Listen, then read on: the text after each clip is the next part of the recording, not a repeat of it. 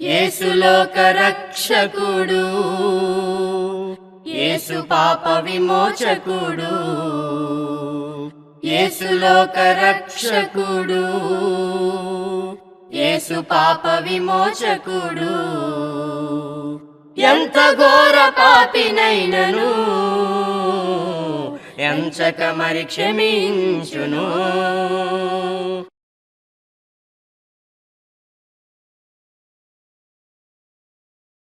ప్రభునందు ప్రియమైనటువంటి ప్రియ సోదరి సహోదరులకు రక్షకుడైనటువంటి క్రీస్తు యేసు నామములో మీ అందరికీ నా వందనములు తెలియజేస్తూ ఉన్నాను. దేవుని యొక్క మహాదయను బట్టి, కృపను బట్టి ఆత్మీయ జీవితం అనేటువంటి ఈ టీవీ కార్యక్రమాల ద్వారా దేవుని వాక్యాన్ని మనము వినడానికి, నేర్చుకోవడానికి దేవుడు మనకు చూపుతున్నటువంటి కృపను బట్టి, ప్రేమను బట్టి, ఆయన ఇస్తున్న సమయాన్ని బట్టి నేను దేవునికి ముందుగా కృతజ్ఞతలు, స్తోత్రాలు చెల్లిస్తూ ఉన్నాం.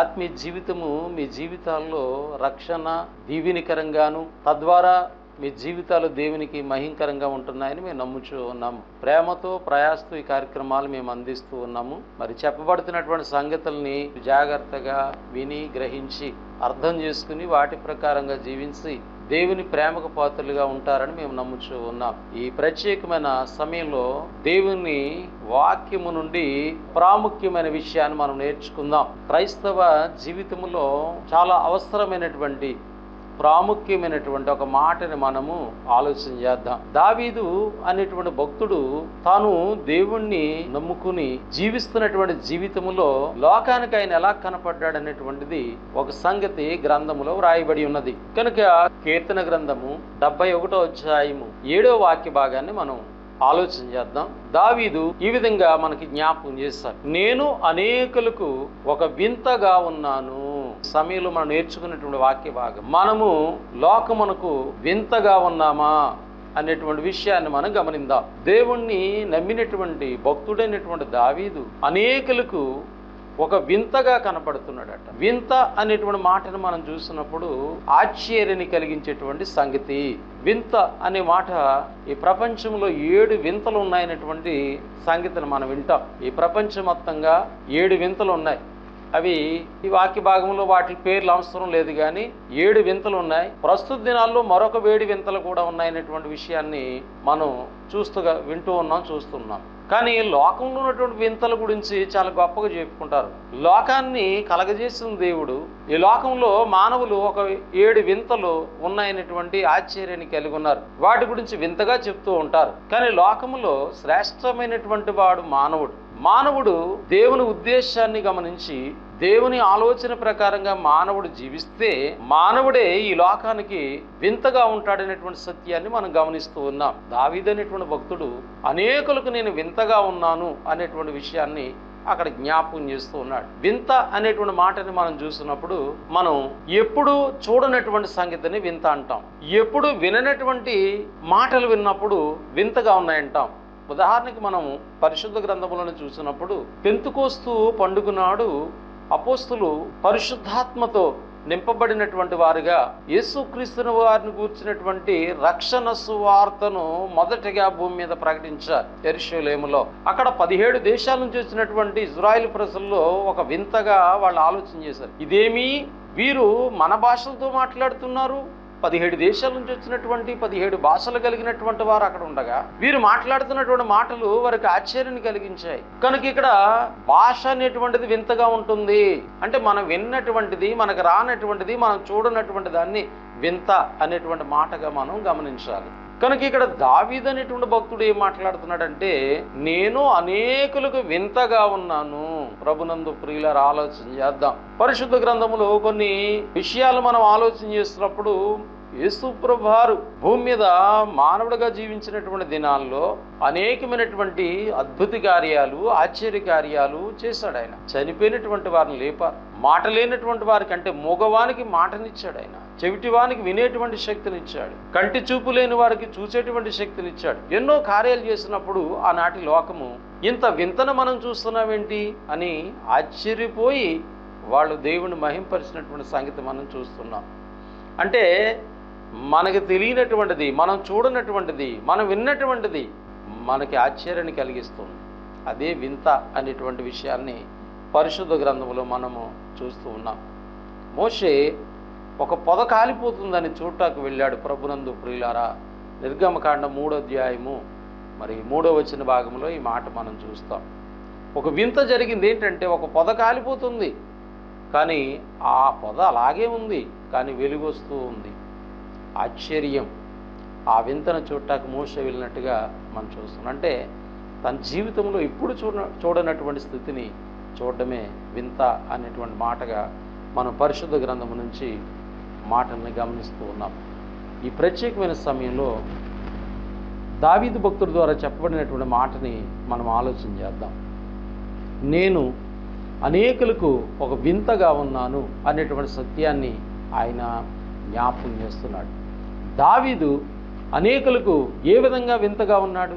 దావీదు యొక్క స్థితి ఏమిటి అని మనం ఆలోచన చేస్తున్నట్లయితే, ఆయన ఎక్కడో గొర్రెలు కాసుకున్నటువంటి వాడు. కీర్తన గ్రంథము 78వ అధ్యాయము 70 నుండి 72 వచనాలు చదువుకుందాం. తన దాసుడైన దావీదును కోరుకుని పాడిగొర్రెలను వెంబడించటం మాన్పించి, తన ప్రజలైన యాకోబును తన స్వాత్యమైన ఇశ్రాయేలును మేపుటికై ఆయన అతన్ని రప్పించును. అతడు యథార్థ హృదయుడై వారిని పాలించును, కార్యములందు నేర్పరియై వారిని నడిపించు. ఎక్కడో పాడిగొర్రెలు ఉన్నటువంటి దావీదును దేవుడు జ్ఞాపకం చేసుకుని తన ప్రజలైనటువంటి ఇశ్రాయేలు ప్రజల్ని పరిపాలించడానికి ఒక రాజుగా ఏర్పాటు చేశాడు. ఆయన ఆలోచన చేస్తున్నాడు, నేను అనేకులకు ఒక వింతగా ఉన్నాను. ఏమిటా వింత అంటే, ఎక్కడో గొర్రెలు కాసుకున్నటువంటి నన్ను తీసుకొచ్చి దేవుని ప్రజలైనటువంటి ఇశ్రాయేలు ప్రజల్ని పరిపాలించడానికి దేవుడు నన్ను ఏర్పాటు చేసుకున్నాడు. నన్ను చూసిన వారికి నేను ఒక వింతగా కనపడుతున్నాను. ఇంకా ఆలోచన చేస్తే, మరి ఎక్కడో ఉన్నటువంటి నన్ను తీసుకొచ్చి మహానగరంలో, గొప్ప నగరంలో నన్ను నివసింపజేశాడు. నేను యాపాటివాడును అని ఆలోచన చేస్తాడు ఆయన. అంటే ఇతరులు ఈయన చూస్తున్నప్పుడు ఈయన ఆలోచన విధానము, ఈయన జీవితము ఇతరులకు వింతగా ఉంది. వాస్తవంగా ఎవరికైనా అధికారం వస్తే నా గొప్పతనము అని ఆలోచన చేస్తారు. కానీ దేవుణ్ణి ఎరిగినటువంటి దావీదు ఏం ఆలోచన చేస్తున్నాడంటే, అది యెహోవా ఇచ్చాడు, ఆయన నామమునకు మహిమ కలుగును గాక. నేనేమి కాదు, నేను ఏపాటి వాడును. నన్ను రాజుగా చేసి గొర్రెలు కాసుకుని నన్ను ఒక మహానగర్లో ఉండటానికి దయచూపినటువంటి ఆయన గొప్పవాడు. కనుక తన దేవుని యొక్క గొప్పతనమును తన జీవితము ద్వారా ప్రసరింపజేస్తూ ఉన్నాడు దావీదు. కనుక చూసే వాళ్ళకి ఈయన వింతగా కనబడుతున్నాడు. ప్రతి విషయంలో కూడా దేవుణ్ణి ముందు పెడుతున్నాడు, ఆయన వెనుకుంటూ ఉన్నాడు. మరి దావీదు గొలియాతు, ఫిలిస్తీయుడైనటువంటి గొలియాతుతో యుద్ధం చేయడానికి వెళ్ళినప్పుడు యుద్ధము యెహోవాదే అనేటువంటి ఆలోచనతో ఆయన వెళ్ళాడు. కనుక దేవుడే యుద్ధం చేస్తాడు తప్ప నేను కాదు, కేవలం నేను నా నరమాత్రుడు మాత్రమే అనేటువంటి ఆలోచన చేస్తాడు. కనుక ఎన్నో విజయాలు పొందాడు. అనేక యుద్ధాల్లో ఆయన విజయం పొందినటువంటి విధానం మనం చూస్తాం.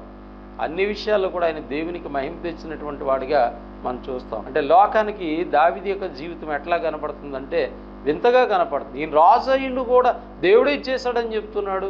అంటే లోకంలో మానవుని యొక్క ఆలోచన విధానానికి దావీదు యొక్క ఆలోచన విధానానికి వ్యత్యాసం ఉంది.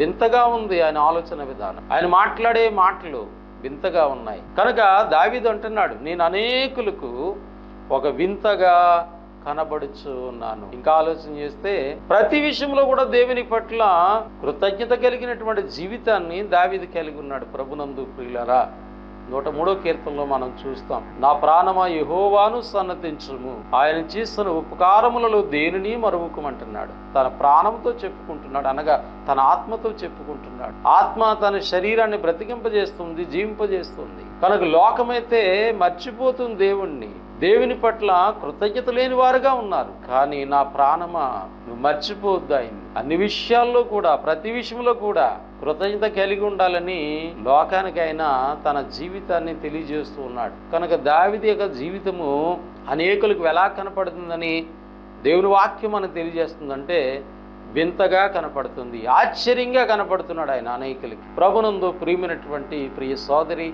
సహోదరులారా, క్రీస్తునందున్నటువంటి మనము, మన జీవితాలు ఎలాగున్నాయి? అనేకులకు మనము వింతగా కనపడుతున్నామా? ఎలా కనపడుతుంది? దావీదును చూస్తే తన జీవితాన్ని ఆలోచన చేస్తున్నాం. తన జీవిత ప్రారంభం ఎలా ఉంది, దేవుళ్ళో ఎలా ఉన్నాడు, అనేకులకి ఎలా కనపడ్డాడు అనేటువంటి, అనేకులకి తన జీవితం ఎలా కనపడింది అనేటువంటి సత్యాన్ని దావీదు జీవితం మనకి ఈ వాక్య భాగాల ద్వారా జ్ఞాపకం చేస్తూ ఉంది. కనుక దేవుని యొక్క కుమారులుగా, కుమార్తెలుగా మరి మనం ఆలోచన చేయాలి. పాత నిబంధన గ్రంథంలో ఇర్మియా గ్రంథం 35వ అధ్యాయంలో 35వ అధ్యాయం 1 నుంచి 9 వచ్చిన భాగములలో రేకాబీయులు అనేటువంటి ఒక వంశం వారు మనకు కనపడతారు.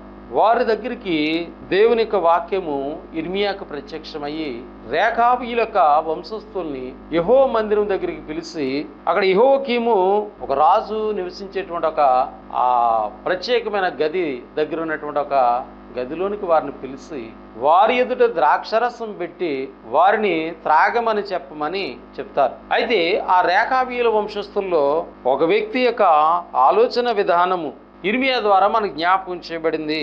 4వ వచనం చదువుతున్న, యెహోవా మందిరములో దైవజనుడగు యగ్దల్యా కుమారుడైన హానాను కుమారుల గదిలోనికి వారిని తీసుకుని వచ్చింది. అది రాజుల గదికి సమీపమున ద్వారపాలకుడును షల్లూము కుమారుడైన మాషే గదికి పైగా ఉండెను. నేను రేకాబీయుల ఎదుట ద్రాక్షరసముతో నిండిన పాత్రలను గిన్నెలను పెట్టి ద్రాక్షరసము త్రాగుడని వారితో చెప్పగా, వారు మా పితరుడగు రేకాబు కుమారుడైన యెహోనాదాబు మీరైనను మీ సంతతి వారైనను ఎప్పుడును ద్రాక్షరసము త్రాగకూడదని మాకు ఆజ్ఞాపించును గనుక మేము ద్రాక్షరసము త్రాగము. మరి మీరు ఇల్లు కట్టుకొనవద్దని, విత్తనము విత్తవద్దని, ద్రాక్ష తోట నాటవద్దని అది మీకు ఉండనే కూడదు. మీరు పరవాసము చెయ్యు దేశములో దీర్ఘాయుష్మంతులగినట్లు మీ దినములన్నిటిలో గుడారములోని మీరు నివసింపవలని అతడు మాకు ఆజ్ఞాపించును. కావున మా పితృడైన రేకాబు కుమారుడగు యెహోనాదాబు మాకు ఆజ్ఞాపించిన సమస్త విషయములో అతని మాటను బట్టి మేము కానీ, మా భార్యలు కానీ, మా కుమారులు కానీ, మా కుమార్తెలు కానీ ద్రాక్షరసము త్రాగుట లేదు. ప్రభునందు ప్రియులారా, ఈ వాక్య భాగాల్లో రేకాబీయుల యొక్క వంశము గురించి ఇక్కడ ప్రత్యేకంగా మనకి ఇర్మియా భక్తుల ద్వారా జ్ఞాపకం చేస్తారు. అయితే ఇక్కడ వారు ద్రాక్షరసము త్రాగుతారా లేదా అనేటువంటి ఇక్కడ ఆలోచన వారిని పరీక్షిస్తూ ఉన్నారు. మరి యాజకుడి యొక్క గది దగ్గర ఉన్నటువంటి సమీపంలో, రాజుగారిని ఉండేటువంటి సమీపంలో యెరూషలేము దేవాలయంలో తీసుకెళ్లి వాళ్ళని ఈ యొక్క ద్రాక్షరసం త్రాగమన్నప్పుడు వాళ్ళు ఏం చెప్పారంటే, మా పితరుడైనటువంటి యెహోనాదాబు మాకు ఆజ్ఞాపించాడు, మీరు కానీ మీ పిల్లలు కానీ ఏం త్రాగకూడదు, ద్రాక్షరసము త్రాగకూడదు, మీరు ఇండ్లు కట్టుకోకూడదు, తోటలు నాటుకోకూడదు, మీరు కేవలం గుడారంలో మాత్రమే నివసించాలని మేము ఆజ్ఞాపించబడ్డాం. కనుక ఆజ్ఞను బట్టి, యెహోనాదాబు యొక్క మాటను బట్టి మేము కానీ, మా కుటుంబస్తులు కానీ, మా భార్యలు కానీ, మా పిల్లలు కానీ, మా కుమారులు కానీ ద్రాక్షరసం మేము త్రాగము అని అక్కడ చెప్పడం జరిగింది. ఇందులో మనం నేర్చుకునేటువంటి ప్రాముఖ్యమైన మాట ఏంటంటే, రేకాబీయులు ఇజ్రాయేలు ప్రజలకి వారికి ఎలా కనపడుతున్నారంటే వింతగా కనపడుతున్నారు. వీళ్ళు త్రాగుతారు కానీ వీళ్ళేమంటున్నారు, మేము త్రాగము. కాబట్టి లోకానికి వింతగా కనపడాలి మన జీవితాలు. లోకం చేస్తున్నట్లుగా మనం చేయకూడదు, లోకస్తులు ఆలోచిస్తున్నట్టుగా మనం ఆలోచన చేయకూడదు, లోకస్తులు మాట్లాడినట్టుగా మనం మాట్లాడకూడదు, లోకస్తులు ప్రవర్తించినట్లుగా మనం ప్రవర్తించకూడదు. కనుక రేకాబీయుల యొక్క వంశావళిని మనం చూస్తున్నప్పుడు వారి పితరుల ద్వారా ఆజ్ఞాపించబడినటువంటి మాటకి వాళ్ళు విధేయులై ఆనాటి సమాజానికి వాళ్ళు ఎలాగున్నారంటే వింతగా కనపడ్డారు. ఇదేంటి వీళ్ళు త్రాగట్లేదు. కనుక ఈనాడు దేవుని యొక్క కుమారులుగా, కుమార్తెలుగా ఉన్నామని చెప్పుకునేటువంటి మనము లోకానికి ఎట్లా కనపడుతున్నాం? వింతగా కనపడుతున్నాం. మన జీవితాలు వింతగా ఉన్నాయా? ఇతరులు ఆలోచింపజేసే విధంగా మన జీవితాలు ఉంటున్నాయా? మనము గమనించాలని ప్రేమతో మీకు మనం చేస్తూ ఉన్నాం. ఈనాడు క్రీస్తుని ధరించుకున్నటువంటి మనము ఎలా ఉన్నాం అనేటువంటిది కొన్ని సంగతులు మనం ఆలోచన చేద్దాం. ప్రభునందు ప్రియమైనటువంటి వారులారా, పేతురు రాసిన మొదటి పత్రిక 2వ అధ్యాయము 9వ వచన భాగాన్ని ఆలోచన చేద్దాం. క్రీస్తునందున్నటువంటి బిడ్డల గురించి, క్రైస్తవుల గురించి దేవుడు పేతురు గారి ద్వారా వ్రాయించినటువంటి లేఖనాన్ని మనం చదువుతాం. అయితే మీరు చీకటిలో నుండి ఆశ్చర్యకరమైన తన వెలుగులోనికి మిమ్మును పిలిచిన వాని గుణాతిశయమును ప్రసరము చేయ నిమిత్తము ఏర్పరచబడిన వంశమును, రాజులైన యాజక సమూహమును, పరిశుద్ధ జనమును, దేవుని సొత్తైన ప్రజలై ఉన్నారు. అయితే మీరు చీకటి నుండి ఆశ్చర్యకరమైన తన వెలుగులోనికి మిమ్మును పిలిచిన వాని గుణములను ప్రసరము చేయ నిమిత్తం. మీరు చీకట్లో నుండి ఎక్కడికి వచ్చారు? ఆశ్చర్యకరమైన వెలుగులోనికి వచ్చిన వారు మీరు. ఆశ్చర్యం అంటే వింత. మీరు ఇప్పుడు చీకటి పాపస్థితి, అపవాది సంబంధమైన జీవితాలు, వాటిలో నుండి మీరు దేవుని యొక్క వెలుగులోనికి వచ్చారు, ఆశ్చర్యకరమైన వెలుగులోకి వచ్చారు. కాబట్టి లోకానికి మీరు ఎలా కనపడాలంటే వింతగా కనపడాలి. లోకంలో ఉన్నప్పుడు మీ జీవితాలు వేరు, లోకంలో మీ ఆలోచన విధానం వేరు, మీ మాట విధానం వేరు. కానీ ఈనాడు లోకంలోని మీరు ప్రత్యేకింపబడినటువంటి వారు, ఆశ్చర్యకరమైన వెలుగులోనికి వచ్చినటువంటి వారు. కనుక క్రీస్తునందున్నటువంటి బిడ్డల యొక్క జీవితాలు ఎలా ఉండాలి?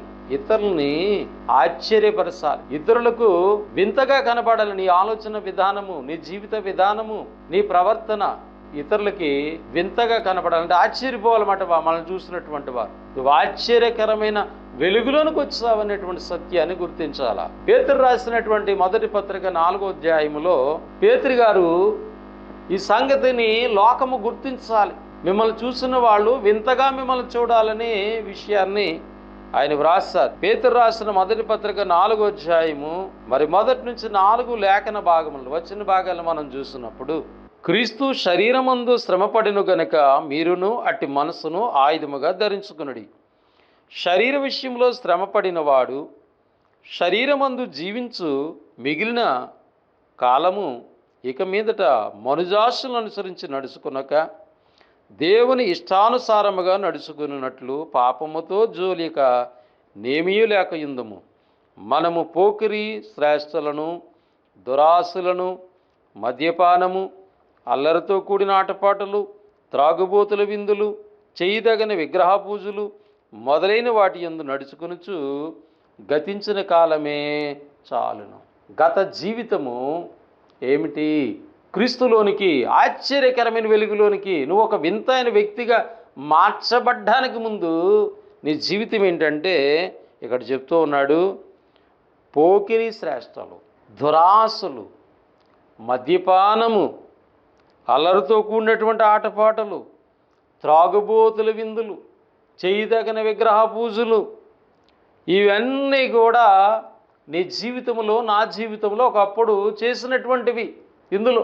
కానీ ఇప్పుడు నువ్వు వింతైన జనముగా కనపడాలి లోకానికి, నువ్వు ఆశ్చర్యకరమైనటువంటి వెలుగులోనికి వచ్చినటువంటి వారు మనం. కనుక ఇప్పుడు లోకానికి మనం ఎలా ఉండాలనేటువంటిది పేతురు ఇక్కడ చెప్తున్నాడు. అపరిమితమైన ఆ దుర్యాపారమునందు తమతో కూడా మీరు పరిగెత్తకపోయినందుకు వారు ఆశ్చర్యపడుచు మిమ్మును దూషిస్తున్నారు. మీరు ఆశ్చర్యంగా కనపడాలి. రేకాబీయుల కుమారులు వాళ్ళు ఏమన్నారు? త్రాగమంటే మేము ద్రాక్షరసం మేము కానీ మా పిల్లలు కానీ మేము త్రాగం. ఈనాడు యేసు ప్రభు నమ్మినప్పటికీ కూడా ప్రభునందు ప్రియులారా ఆలోచించండి, సేవ చేస్తున్నటువంటి వాళ్ళు త్రాగుబోతులుగా కనపడుతూ ఉన్నారు, విశ్వాసులు త్రాగుబోతులుగా కనపడుతూ ఉన్నారు. దేవుణ్ణి నమ్మనటువంటి ఒక అన్యుడు కూడా త్రాగుబోతుకున్నప్పుడు వారికి నీకు వ్యత్యాసం ఏంటి? నువ్వు వారికి ఎలా కనపడుతున్నావు? నిన్ను చూసినటువంటి వారు వారి జీవితాలు సరి చేసుకోవాలి. ఓహో, యేసు ప్రభుని కలిగి ఉండటం అంటే ఏంటి ఆశ్చర్యం? వారు త్రాగరు. యేసు ప్రభుని కలిగి ఉండటం అంటే వారు అబద్ధం ఆడరు. యేసు ప్రభుని కలిగి ఉండటం అంటే వారు అన్యాయం చేయరు. యేసు ప్రభుని కలిగి ఉండటం అంటే వారి జీవితమే ఒక విధానమే ఒక ఆశ్చర్యకరంగా ఉంటుంది. కాబట్టి మనల్ని చూసినటువంటి వారు మనము వింతగా కనపడుతున్నామా? లోకంలో 7 వింతలు కాదండి గొప్ప సంగతి. యేసు క్రీస్తుని కలిగినటువంటి బిడ్డలే లోకానికి గొప్ప వింతగా ఉండాలా. అది దేవుని యొక్క ఉద్దేశము. పాత నిబంధన కాలంలో దావీదు అనేకులకు వింతగా కనపడుతున్నాడు ఆయన యొక్క జీవిత విధానము. కానీ ఈనాడు క్రీస్తు ప్రభు యొక్క రక్తధారలో కడగబడినటువంటి బిడ్డల యొక్క జీవితాలు ఏ వింతగా మీరు కనపడుతున్నారు లోకానికి? ఆలోచించేయాలి. ప్రభునందు ప్రియమైనటువంటి ప్రియ సోదరి సహోదరులారా, ఈనాడు సంఘాల్లో మానవ కల్పితమైనటువంటి బోధలు, మానవుడి యొక్క చెవులకి అనుకూలమైనటువంటి బోధలు ఎన్నో జరుగుతూ ఉన్నాయి. దేవుని ఉద్దేశం ఏంటి? సంఘములో ఎటువంటి విధానం ఏర్పడాలి? సంఘానికి వస్తున్నటువంటి బిడ్డలు ఈ లోకాన్ని ప్రభావితం చేయాలి. ఎట్లా ప్రభావితం చేస్తావంటే నువ్వు లోకానికి ఒక వింతగా కనబడవలసినటువంటి అవసరం ఉంది.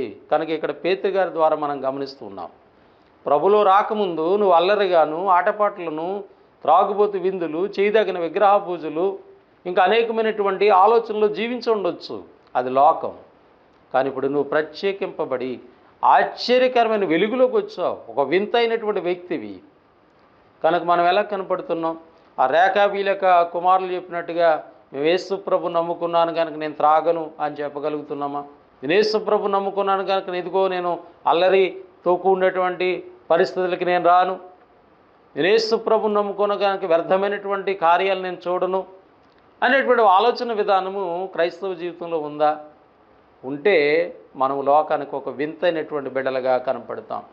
దేవుడు లోకంలో ఉన్న 7 వింతలు కాదు ప్రాముఖ్యమైనది, ఒక క్రైస్తవుడే లోకానికి ఒక వింతగా దేవుడు ఏర్పాటు చేస్తాడు. క్రీస్తునందు ప్రియమైనటువంటి పిల్లలారా ఆలోచించేయండి. ఇంకా దేవుని యొక్క వాక్యాన్ని మనము ఆలోచన చేస్తున్నప్పుడు ఎందుకనంటే ఈ లోకానికి మనం వింతగా కనపడాలి. యాకోబు పత్రిక 4వ అధ్యాయము 4వ వచన భాగంలో ఎవడైనను ఈ లోకంతో స్నేహము చేయగోరిని ఎడల వాడు దేవునికి శత్రువగును అని చెప్పబడుతుంది. కాబట్టి ఈ లోకానికి వింతగా ఎలాగుంటామంటే లోక సంబంధమైనటువంటి స్నేహాలు మనం చేయం. అంటే లోకస్తులతో మాట్లాడవద్దని కాదు, లోకస్తులతో ప్రేమగా మాట్లాడాలి, దేవుని కూర్చున్న సంగతులు మన ద్వారా వారు వినాలి. కానీ లోకం ఎలా ఉంది? లోకము లోకాన్ని స్నేహిస్తుంది. లోకంలో ఉన్నదేంటి? శరీరాశ, నేత్రాశ, జీవపు డంబం. ఇవన్నీ తండ్రి వల్ల పుట్టినవి కాదు, అవి లోక సంబంధమైనవి, అనగా అపవాది సంబంధమైనటువంటి. కాబట్టి నువ్వు లోకాన్ని స్నేహించకూడదు. ఆశ్చర్యపోవాలన్నమాట. ఈడేంటి లోకంలో ఉన్నాడు కానీ ఏంటి ఇలా వింతగా ఉన్నాడేంటి? అరే సినిమాకు వస్తావంటే రానంటున్నాడు, త్రాగుదామంటే త్రాగనంటున్నాడు అని ఎవరైనా నీ జీవితంలో ఎప్పుడైనా నిన్ను ప్రశ్నించారా? నిన్ను ప్రశ్నిస్తే నువ్వు లోకానికి వింతగా ఉన్నట్టే అనేకులకు. కానీ నువ్వు కూడా వారిలాగే, వారి వలె నువ్వు కూడా ఉంటే నీ జీవితంలో వింత అనేటువంటిది లేదు. నువ్వు క్రైస్తవుడు కాదు. క్రైస్తవుడు లోకానికి ఒక వింతగా కనపడాలి. క్రైస్తవ ఆలోచన విధానము, క్రైస్తవ నడవడిక, క్రైస్తవుని యొక్క మాట లోకానికి వింతగా ఉంటుంది. యేసుప్రభు మాట్లాడుతుంటే ఆయన దయగలిగినటువంటి మాటలకు ఆశ్చర్యపడ్డారంట అనేక మంది. మరి ప్రభుని కలిగినటువంటి మనం, మరి మనలో ఎవరున్నారని దేవుని వాక్యంలో మనం మాట్లాడుకుంటూ ఉంటాం. ప్రభునందు ప్రియులరా, మనలో ఉన్నవాడు లోకంలో ఉన్నవానికంటే గొప్పవాడైనటువంటి సంగతిని మనం మాట్లాడుతూ ఉంటాం. లోకంలో ఉన్నవానికంటే గొప్పవాడుగా ఉన్నప్పుడు నువ్వు లోకస్తుడికి ఎలా ఉంటున్నావు? లోకస్తుడికి ఎలాగ ఆలోచన చేస్తున్నావు? నువ్వు లోకానికి ఒక ఆశ్చర్యమైనటువంటి వాడుగా, ఒక వింతగా మనం కనపడుతున్నామా లేదనేటువంటిది ఆలోచన చేయాలని ప్రేమతో మీకు మాటలు నేను జ్ఞాపకం చేస్తూ ఉన్నాను. ఇంకా మనం ఆలోచన చేసినట్లయితే అపోస్తుడైనటువంటి పౌలు గారు రోమిలికి రాసిన పత్రిక 12వ అధ్యాయం 2వ వచన భాగంలో మరి మీరు ఈ లోక మర్యాదను అనుసరింపక అంటాడు. అంటే మనము ఈ లోకానికి వింతగా ఉండాలంటే ఈ లోక మర్యాదను అనుసరించకూడదు. ఈ లోకములో మానవ కల్పితమైనటువంటి ఆలోచనలు, మానవ కల్పితమైన విధానాలు ఎన్నో ఉన్నాయి కనుక లోకము ఎన్నో విధానాలు ఏర్పాటు చేస్తుంది. గమనించండి, మానవ జీవితము ఉదయం ప్రారంభం మొదలుకొని సాయంత్రం ముగింపు వరకు మానవుడు లోకంలో ఎన్నో ఆశ్చర్యకరమైన విధానాలు ఏర్పాటు చేసుకున్నాడు. ఒక భర్త లేనటువంటి స్త్రీ ఎదురొస్తే వెళ్ళరు, అది లోకాచారం. కాబట్టి ఒక భర్త లేని స్త్రీ అంటే ఆమె భర్త చనిపోయాడు, ఆమె ఒక తల్లి. ఆమె ఏదైనా బిడ్డ ఎదురైతే ఆ బిడ్డ బాగుండాలని కోరుకుంటుంది ఎవరైనా కూడా. కానీ అలాంటి తల్లి ఎదురొస్తుంటే మనము ఒక బయటికి వెళ్ళడానికి ఇష్టపడినటువంటి పరిస్థితులు లోకంలో ఉన్నాయి. అది లోక మర్యాద, కానీ దేవుని మర్యాద కాదు. గర్భఫలము దేవుడిచ్చేటువంటి బహుమానం అని దేవుని వాక్యం చెప్తే, దేవుడిస్తున్నటువంటి గర్భఫల విషయంలో మరి ఎవరైనా చనిపోయినట్లయితే ఈ లోక మర్యాద ఎలాగుందంటే, మా ఇంట్లో దేవుడు ఒక బహుమానం ఇస్తున్నాడు కాబట్టి మేము ఆ దుఃఖంలో కష్టాలు ఉన్న వాళ్ళ ఇంటికి మేము వెళ్ళకూడదని లోకం ఆలోచన చేస్తుంది. దీంట్లో ఒక మంచి కార్యం, గర్భఫలం ఉందా, గృహం కడుతున్నావా, వివాహం చేస్తున్నావా, ఏదైనా కార్యం తలపెట్టావా, నువ్వు ఇలాంటి కార్యం తలపెడితే నీకు ఎంత ప్రాముఖ్యమైన కూడా ఎవరైనా చనిపోతే వాళ్ళ ఇంటికి వెళ్ళొద్దు అనేటువంటి మర్యాద లోకం ఉంది. కానీ దేవుని మర్యాద ఏంటి తెలుసా? సంతోషిస్తున్నటువంటి వారి ఇంటికి వెళ్ళడం కంటే దుఃఖంలో ఉన్న వారి ఇంటికి వెళ్ళి వారిని వాదార్చండి, వారికి వాదార్పు మాటలు తెలియజేయండి, వారి కొరకు ప్రార్థన చేయండి అనే దేవుని వాక్యం చెప్తుంది. కనుక నీవు నేను ప్రభునందు ప్రియమైనటువంటి ప్రియ సోదరి సోదరులారా, ఈ లోక మర్యాదను అనుసరించకుండా దేవుని ఆలోచన ప్రకారంగా మనం ఈ లోకంలో జీవిస్తే మనము అనేకులకు వింతగా ఉంటాం, ఆశ్చర్యంగా ఉంటాం, వాళ్ళు ఆలోచింపజేయగలుగుతాం. కాబట్టి మనం కూడా లోకంతో పాటు కలిసిపోయి లోక ఆలోచన ప్రకారంగా మనం జీవించినట్లయితే, రే సోదరి సహోదరులారా ఆలోచన చేయండి, మరి మనము లోకానికి ఎలాగున్నాం, క్రీస్తు ప్రభుని కలిగి ఉన్నటువంటి మనము వింతగా ఉన్నామా అనేటువంటి విషయాన్ని నేను ప్రేమతో మీకు జ్ఞాపకం చేస్తూ ఉన్నాను. కనుక ప్రభునందు ప్రియమైనటువంటి వాళ్ళారా, దావీదు ద్వారా వ్రాయబడినటువంటి ఒక లేఖనాన్ని మనం ఆలోచన చేస్తాము. మరి మనం లోకానికి వింతగా ఉన్నామా? ఉంటే నువ్వు ధన్యుడువు, ధన్యురాలు. ప్రభు రాకల్లో దేవునితో ఉండేటువంటి నిత్యత్వ స్థితి మనం కలిగి ఉంటాం. ఈ లోకానికి నువ్వు వింతగా కనపడకుండా లోక సంబంధమైనటువంటి జీవితాలు మనం గమనించినట్లయితే, దేవుని వాక్యం చెప్తుంది, ఎవడైనా నీ లోకమును ప్రేమింపకుడి, ఎందుకంటే లోకము దాని ఆశయు గతించిపోను కానీ దేవుని చిత్తము జరిగించేవాడు నిరంతరం నిలుస్తాడే ఉంది. కనుక దేవుని చిత్తాన్ని బట్టి మనము ఈ లోకంలో ఒక వింతైనటువంటి బిడ్డలుగా, లోకానికి ఆశ్చర్యం కలిగించిన పిల్లలుగా, క్రీస్తునందు మంచి భక్తి జీవితాలు, క్రైస్తవ జీవితాలు కలిగి జీవిందాం, దేవుని మహింపరుద్దాం, దేవుని కొరకు జీవిందాం. దేవుడు అటువంటి కృపని, అటువంటి ప్రేమని మనందరి జీవితాల్లో కూడా దయచేయాలని ప్రేమతో ఈ మాటలు మీకు తెలియజేస్తూ నన్ను నేను హెచ్చరించుకుంటూ ముగిస్తూ ఉన్నాను. పరిశుద్ధుడైన మా తండ్రి, ప్రేమగల ప్రభు, మీకు కృతజ్ఞతలు స్తోత్రాలు చెల్లిస్తూ ఉన్నాం. మీ కృపను బట్టి, ప్రేమను బట్టి మమ్మల్ని జ్ఞాపం చేసుకుని ఆత్మీయ జీవితమైనటువంటి టీవీ కార్యక్రమాల ద్వారా దైవ సంబంధమైన సంగతులు వినడానికి, నేర్చుకోవడానికి, బోధించడానికి నీ కృప చూపినందుకే స్తోత్రాలు. ప్రేమతో, విశ్వాసంతో ఈ కార్యక్రమంలో పాలు పొందుతున్నటువంటి బిడ్డలను మీరు ఆశీర్వదించండి. మరి క్రైస్తవుడే లోకానికి ఒక వింత అనేటువంటి విషయాన్ని గమనించి అటు జీవితాలు కలిగి జీవించడానికి సహాయం చేయండి. ఈ ప్రత్యేకమైన సమయంలో ఈ వాక్య పరిచయంలో పాలు పొందిన బిడ్డలందరినీ జ్ఞాపకం చేసుకోండి. నన్ను ప్రోత్సహిస్తున్నటువంటి మా స్థానిక సంఘమును, ఆర్థికంగా సహకరిస్తున్న బిడ్డలను మీరు దీవించండి. టీవీ కార్యక్రమాల కొరకు పరిచయం చేస్తున్నటువంటి ఛానల్ వారిని, పరిచారకులను మీరు ఆశీర్వదించండి. మమ్మల్ని పరిపాలించే నాయకులు, అధికారులు, మా దేశ రాష్ట్ర ప్రజలందరి కొరకు మేము ప్రార్థిస్తున్నాము.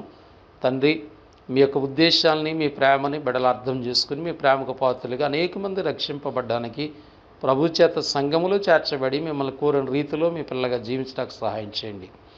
మరి ప్రార్థన చేసుకున్న బిడ్డలందరినీ కూడా మేము జ్ఞాపకం చేసుకుంటున్నాం. బలహీనల కొరకు ప్రార్థిస్తున్నాం, సహకారుల కొరకు ప్రార్థిస్తూ ఈ ప్రార్థన మనవుల దయతో అంగీకరించి మీరే మహిమ, ఘనత, ప్రభావాలు మీరు ఆరోపించుకోమని యేసుక్రీస్తు నామములో ప్రార్థన అడిగి వేడుకొనుచున్నాము తండ్రి. ఆమెన్. మీ అందరికీ వందనములు. దేవుడు మిమ్మల్ని, మీ కుటుంబం దీవించి ఆశీర్వదించునుగాక. ఆమెన్. వందనాలు. ఏమమ్మో క్రైస్తవ సోదరి, నీ ఆత్మీయ జీవితం ఎలా ఉన్నది? ఏమయ్యో క్రైస్తవ సోదరా, నీ భక్తిగల జీవితం ఎలా ఉన్నది? ఏమమ్మో, ఏమయ్యో క్రైస్తవ సోదరా, ఏమమ్మో క్రైస్తవ సోదరి, నీ ఆత్మీయ జీవితం ఎలా ఉన్నది? ఏమమ్మో క్రైస్తవ సోదరి. సంఘములోనేమో సమైక్యతంటావు, సమాధానం గూర్చి పాడుతుంటావు. సంఘములోనేమో సమైక్యతంటావు, సమాధానము గూర్చే పాడుతుంటావు. ఎంట బయట సమాధానము నీకే లేదు, కలహ ప్రియుడువని నీకు పేరుందట. ఎంట బయట సమాధానము నీకే లేదు, కొండెగత్తెవని నీకు పేరుందట. ఏమమ్మో క్రైస్తవ సోదరి, నీ ఆత్మీయ జీవితం ఎలా ఉన్నది? ఏమయ్యో క్రైస్తవ సోదరా, నీ భక్తిగల జీవితం ఎలా ఉన్నది? ఏమమ్మో, ఏమయ్యో క్రైస్తవ సోదరా.